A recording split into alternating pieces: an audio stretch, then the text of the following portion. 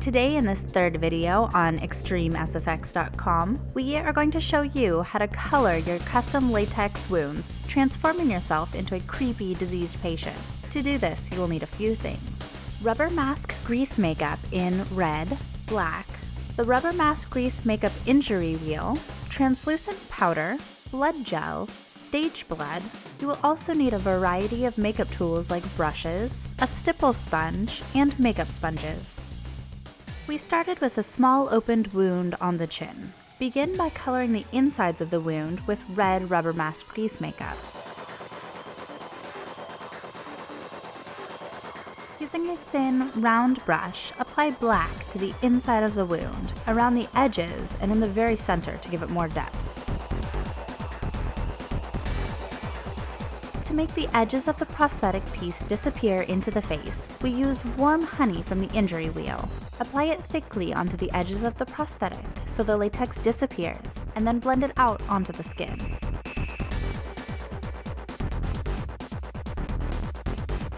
Next, apply maroon from the injury wheel and black rubber mask grease makeup along the outside edge of the wound. Pat the maroon on lightly, then go over that with the black. You want to create an uneven texture with the colors.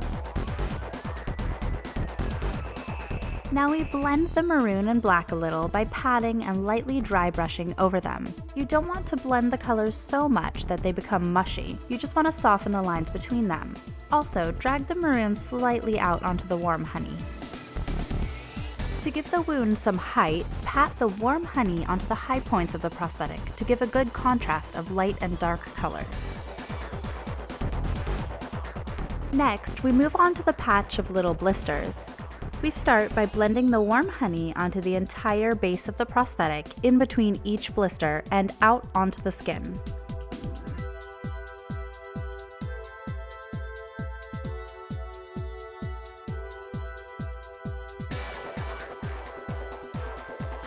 Next, we gave the blisters a really gross, infected look. First, we colored them with yellow that we added a bit of forest green to, both from the injury wheel. Then, patted maroon around the edges with a brush in a sort of stipply texture. This can be done pretty unevenly to best resemble natural pores and skin texture.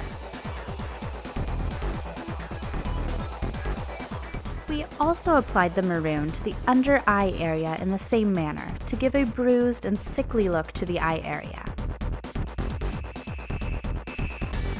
We used maroon and black in the last prosthetic to create a deep, infected-looking wound.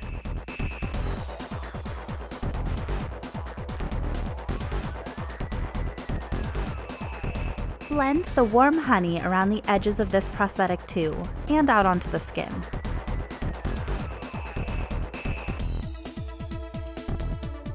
For this wound, we dot the maroon around the outside edge in a splotchy texture, and then add black, creating as much texture as possible by applying it heaviest in all the little crevices of the prosthetic. Blend the two colors together a bit, and brush them out away from the wound slightly. Next, using a stipple sponge, we lightly stipple dark purple from the injury wheel over the entire area of infected blisters.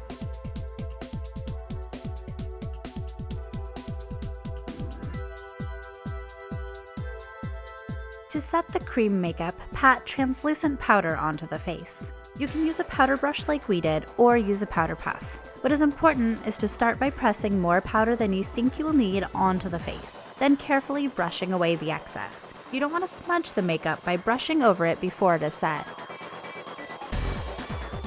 To give your diseased patient a really gory look, apply blood gel in all the open wounds. Blood gel is nice and thick and doesn't run very easily, so it will pretty much stay wherever you put it. Add stage blood to the wounds over the blood gel. Stage blood is a bright red product that looks exactly like fresh running blood. It's a great finishing touch to have dripping out of the wounds.